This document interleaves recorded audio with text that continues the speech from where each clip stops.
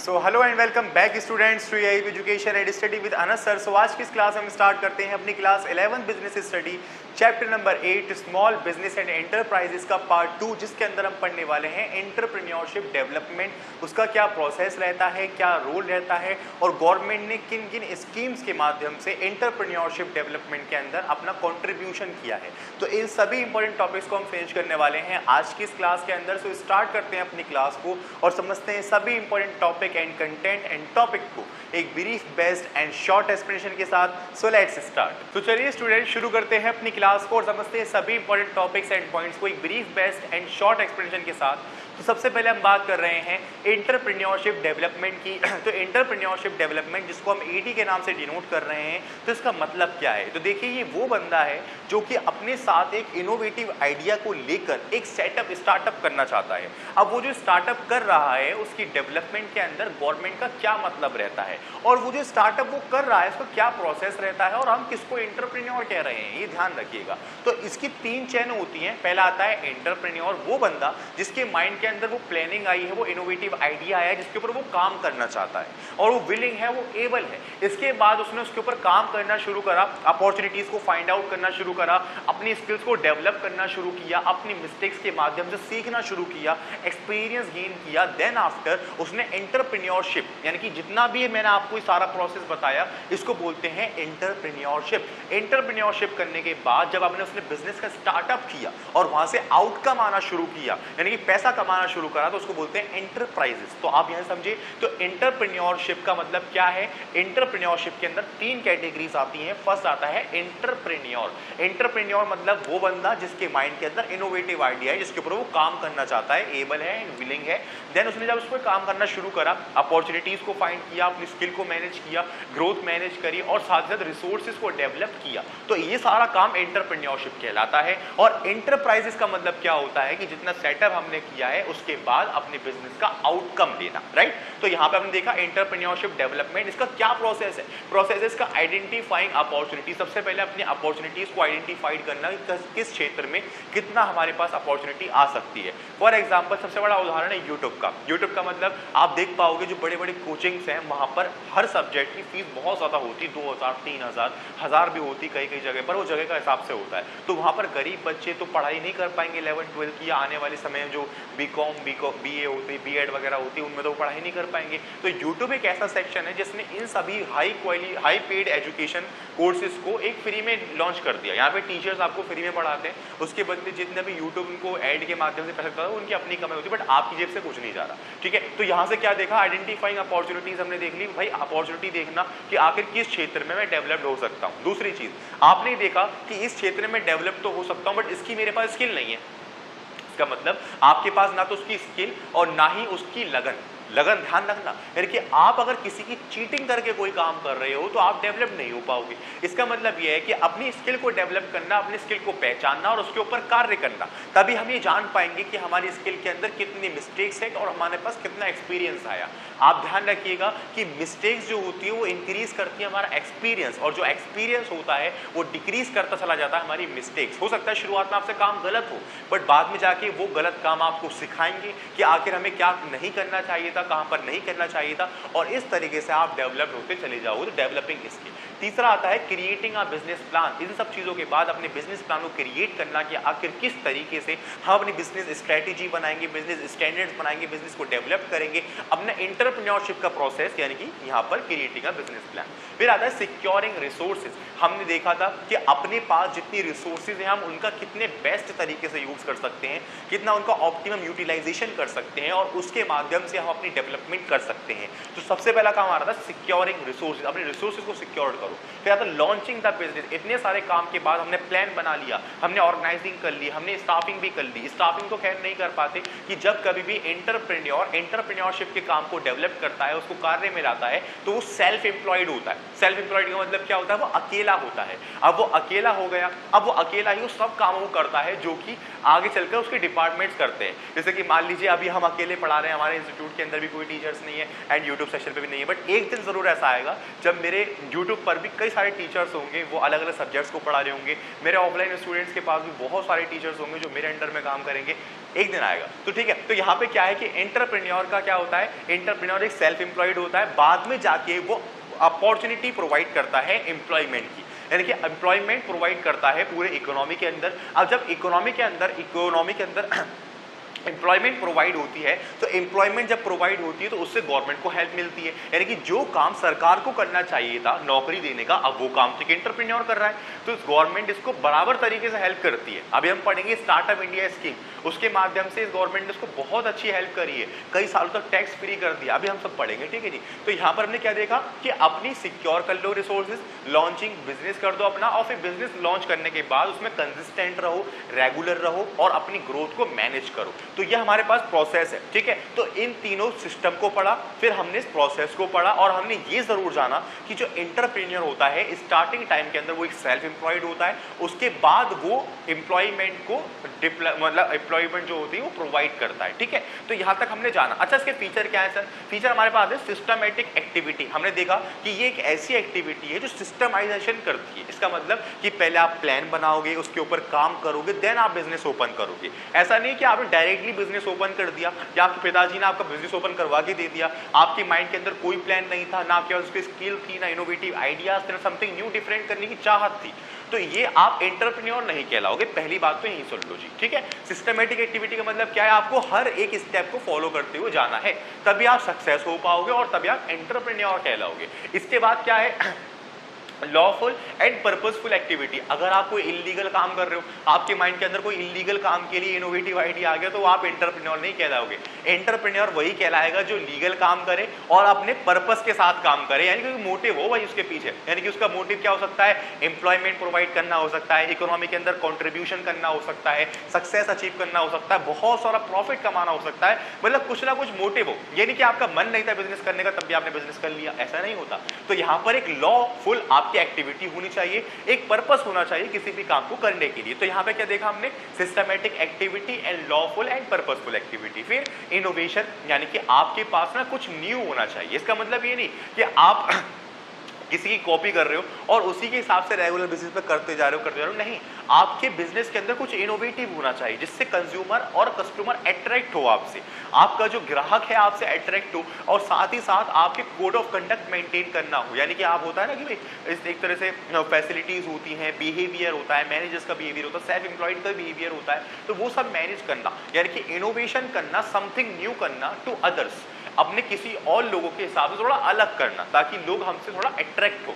इसके बाद आता है ऑर्गेनाइजेशन ऑफ प्रोडक्शन। अपने पूरे ऑर्गेनाइजेशन के स्ट्रक्चर को जब हम इनोवेटिव आइडिया के माध्यम से, इनोवेशन के माध्यम से कार्य करेंगे, तो हमारी जो ऑर्गेनाइजेशन का स्ट्रक्चर होगा वो भी डिफरेंट तरीके से काम करेगा। इसका मतलब क्या है? इसका मतलब ये है कि हम जो काम को करेंगे, ऑर्गेनाइजेशन प्रोडक्शन जो हमारी हो रही है, भाई डिपार्टमेंटलाइजेशन हो रही है, मार्केटिंग हो रही है या फिर कुछ भी और भी चीज़, तो उसको different new techniques and methods के माध्यम से करना ताकि हम अपनी उतनी रिसोर्सेज के अंदर बेटर पोजीशन पर आ सकें और बहुत ज्यादा प्रॉफिट अर्न कर सकें। तो ये हमारा काम है। फिर आता है रिस्क टेकिंग। जैसा कि आपने देखा था इनकॉर्पोरेटेड। इनकॉर्पोरेटेड मतलब क्या है सर? इसका मतलब ये है कि वो बिजनेस रजिस्टर्ड होते हैं इसमें जो कि ओनर और बिजनेस दोनों सेपरेट होता है, सेपरेट लीगल एंटिटी होती है, और ओनर की कोई भी मतलब वो नहीं होता, अनलिमिटेड लायबिलिटी नहीं होती। तो यहाँ पर बिजनेस एंड ओनर अलग अलग होता है। ओनर बिजनेस से सैलरी लेता है पर मंथ के हिसाब से, और बिजनेस में जो प्रॉफिट होता है वो डिविडेंड के तौर पर बांट दिया जाता है, और जो बच जाता है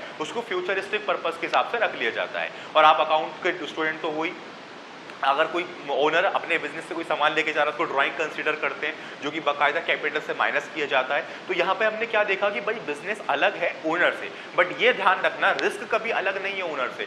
रिस्क और ओनर हमेशा साथ में रहेंगे, वो कभी अलग नहीं हो सकते। फॉर एग्जाम्पल कि मान लीजिए मेरा कहीं पर माल जा रहा है और वो माल मेरा फरीदाबाद तक जा रहा है, तो वो माल जब फरीदाबाद तक जाएगा, वहाँ पहुँच जाएगा, फैक्ट्री तक उतर जाएगा और सारा माल ठीक होगा, तभी मुझे मेरी पेमेंट मिलेगी। बट यहीं पर अगर वो माल मेरा वहाँ पर सेफली पहुँचा ही नहीं, वहाँ पहुँचने के बाद वो सेफली पहुँच गया तो वहाँ पे उस माल के अंदर कुछ डिफेक्ट्स हैं, तो मेरी पेमेंट तो मुझे नहीं मिलेगी। तो रिस्क टेकिंग का मतलब ये है कि जो कोई भी आप ऑर्डर मेंटेन कर रहे हो, जो टास्क कर रहे हो, उसको कंप्लीटिंग तरीके से करने तक इफिशियंसी के साथ, इफेक्टिवनेस के साथ, वो एक ओनर की जिम्मेदारी होती है। तो रिस्क टेकिंग होता है, यानी कि एंटरप्रेन्योर किसी तरीके से अपना रिस्क का बंटवारा नहीं कर सकता, ये ध्यान रखिएगा। तो हमने प्रोसेस जाना, फीचर जाने और हमने ये भी जान लिया कि गवर्नमेंट की मदद करता है। तो इसकी जरूरत क्या है? इसकी जरूरत हमारे पास 3 भागों में आती है। पहले आती है initiating the process of development, second है सस्टेनिंग द डेवलपमेंट। इसका मतलब क्या है? यहाँ पे जो बात हो रही है, फर्स्ट पॉइंट की यहाँ बात हो रही है डेवलपिंग कंट्री की और यहाँ बात हो रही है डेवलप्ड कंट्री की। तो डेवलपिंग कंट्री का मतलब यहाँ पर क्या होता है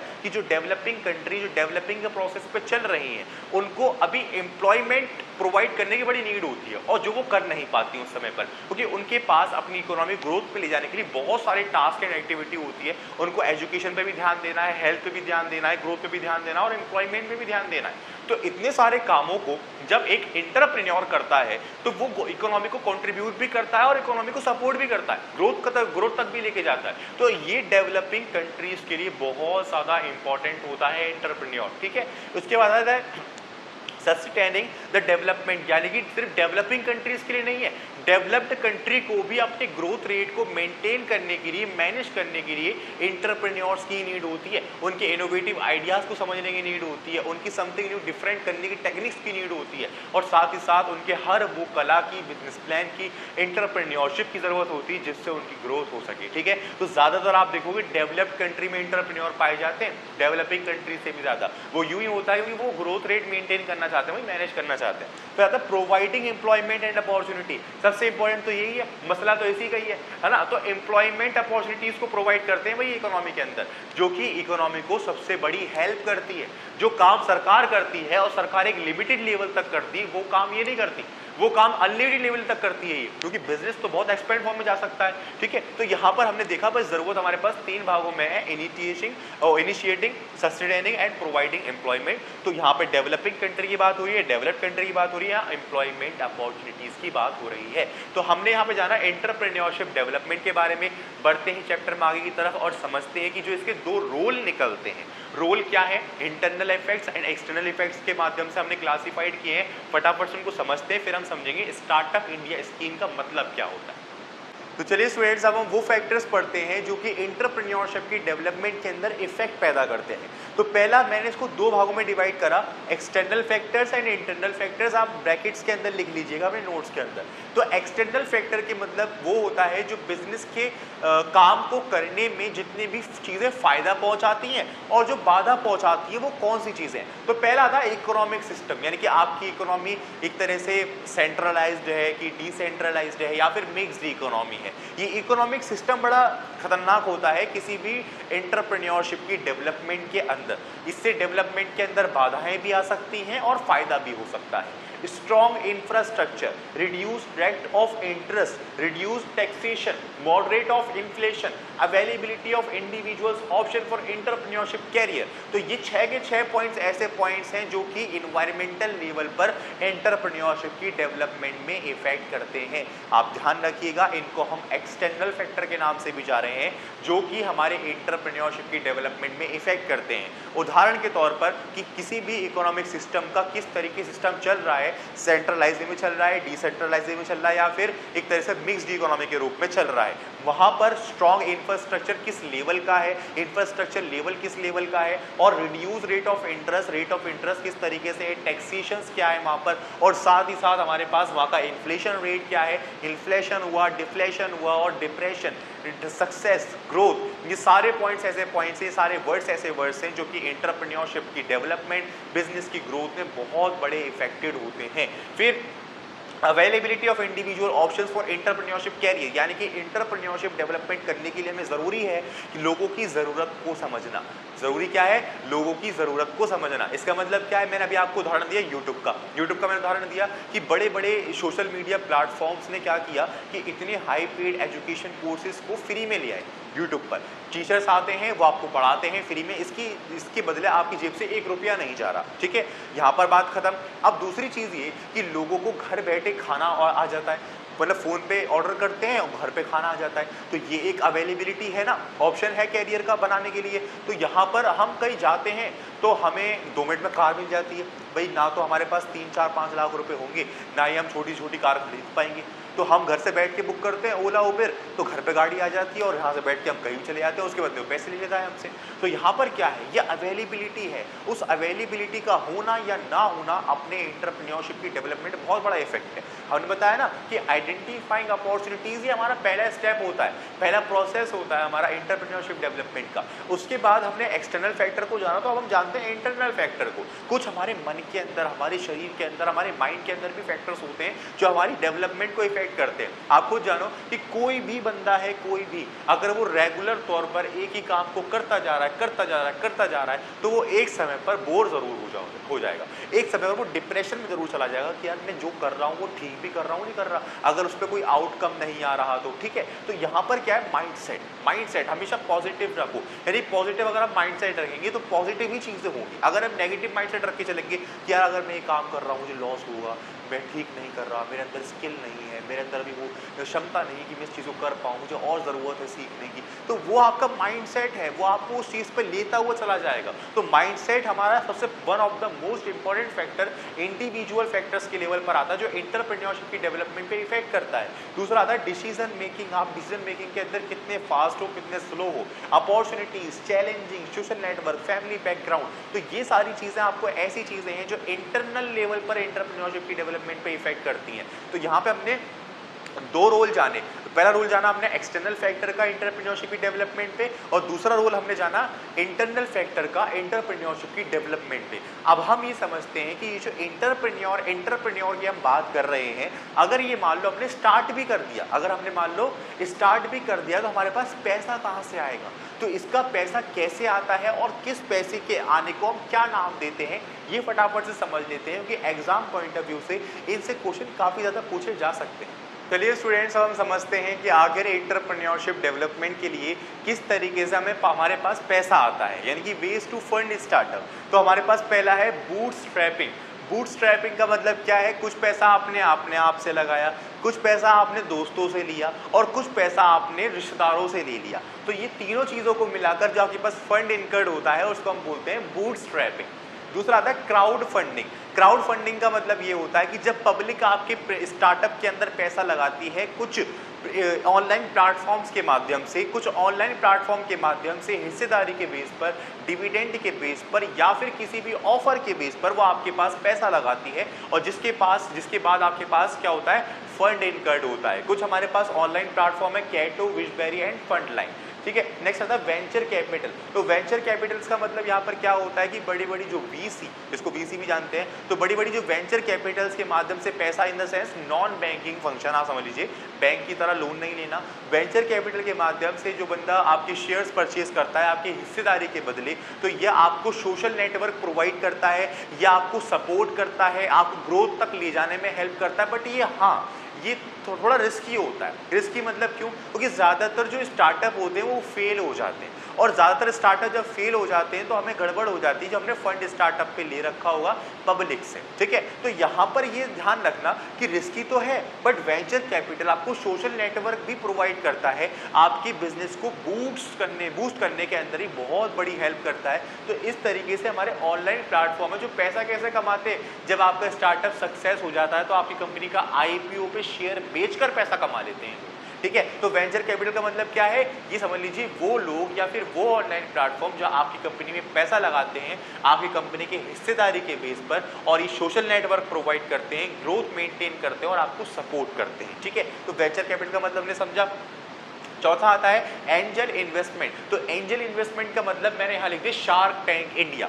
शार्क टैंक इंडिया में आपने देखा होगा कुछ हमारे पास बिजनेसमैन बैठे रहते हैं, वहाँ पे एंटरप्रेन्योर आते हैं, अपने इनोवेटिव आइडियाज़ को, अपनी थिंकिंग से उनके सामने बताते हैं, और वो लोग उनके पास पैसा लगाते हैं इक्विटी के बेस पर, यानी कि हिस्सेदारी के बेस पर। अब वो जो इन्वेस्टर्स होते हैं उनकी बिजनेस के अंदर पैसा लगा रहे हैं, बट हिस्सेदारी के बेस पर लगा रहे हैं। अब देखा होगा मैं 80 लाख रुपए दे रहा हूँ, 2% की इक्विटी, 3% की इक्विटी, 4% की, मतलब बहुत सारे क्राइटेरियाज होते हैं, वो अपने जो एंजल इन्वेस्टर्स होते हैं हमारे, वो पैसा लगाते हैं अकॉर्डिंग टू दिस क्राइटेरिया। तो एंजल इन्वेस्टमेंट उनको कहा जा रहा है। फिर आता है इंक्यूबेटर एंड एक्यूबेटर। अब क्या है, गवर्नमेंट इनको भाई फाइनेंशियली सपोर्ट करना चाहती है, तो गवर्नमेंट ने अपनी फाइनेंशियल सपोर्टेंस को यानी प्लेटफॉर्म्स को दो पार्टों में डिवाइड किया। पहला था इंक्यूबेटर एंड एक्यूबेटर। तो इंक्यूबेटर के आगे मैंने लिख रखा है वॉक, यानी कि मतलब क्या है, जो अभी स्टार्टअप हो रहा है ये उनकी हेल्प करता है, उनको ऑफिस स्पेस देकर, उनकी मतलब स्किल्स को बढ़ाकर, उनको ट्रेनिंग प्रोवाइड कर कर, मतलब बहुत सारी चीजें, यानी कि स्टार्टअप यानी कि जो अभी स्टार्ट हो रहा है, जिसको अभी कोई समझ नहीं है, ना ही वो कोई उत्पादन कर रहा है, उसकी हेल्प करना,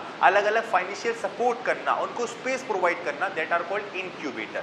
एक्यूबेटर का मतलब क्या होता है, ये वो हेल्प, उनकी हेल्प करता है जो कि पहले से कंपनी उत्पादन कर रही है, यानी कि दे आर रन, है ना। ये ध्यान रखना, ये वॉक का यानी कि जो अभी चल रही है और जो चल गई है ये उसका सपोर्ट कर रहा है, ठीक है। जो चल रही है इंक्यूबेटर, जो चल रही है एक्यूबेटर। तो यहाँ पे ये दो फाइनेंशियल असिस्टेंस है हमारे पास, दो फाइनेंशियल ब्रांच हैं जो गवर्नमेंट की तरफ से हैं और जो इनकी मतलब अपने अपने क्राइटेरियाज के हिसाब से बिजनेस की हेल्प करती है, ठीक है। तो यहाँ पे अपने जाना। फिर आता है विनिंग कंटेस्ट फंड। ये इतना खैर इंपॉर्टेंट नहीं है, बट आप ध्यान रखो ये कई सारे कंटेस्ट होते हैं, कॉम्पिटिशन होते हैं, उसमें विनर हो जाते हैं भाई अपने अपनी प्रेजेंटेशन के बेस पर। मेरे पास कुछ प्रोडक्ट है, सामने वाले के पास कुछ है, उसके पास कुछ है, हमने इस प्रेजेंट किया और प्रेजेंटेशन में मैं विजय हासिल हो गया तो मुझे फंड मिल जाएगा वहाँ से। तो ये विनिंग कंटेस्ट फंड है। बैंक लोन, फिर finally non banking financial companies है, एनबीसीएफसी को हम जानते हैं, इससे फंड मिल जाता है। गवर्नमेंट ऑफर्स आते हैं कि हाँ रजिस्टर करो, इतना टैक्स पे कर दो, हाँ, और ये सब चीज़ें कर दो तो हम आपको ऑफर देंगे, ये फलाना टिप का। फिर आता है क्विक मनी। क्विक मनी बहुत खास है आपके लिए, अपनी ज़मीन जायदाद बेच दो, पैसा ही पैसा आ जाएगा, ठीक है। तो सेल ऑफ प्रॉपर्टीज। तो इस तरीके से हमारे पास क्या हो गया कि हमारे पास वेज ऑफ फंड स्टार्टअप, यानी कि वेज हमारे पास किस तरीके से पैसा आता है वो हमने बहुत अच्छे से समझ लिया। Angel investment, venture capital, crowd funding, bootstrapping और बहुत कुछ। तो ये आपको होपफुली समझ में आया होगा। अब हम देखते हैं स्टार्टअप इंडिया स्कीम के अंदर आखिर क्या क्या फंक्शंस हमारे लाई कर रहे हैं।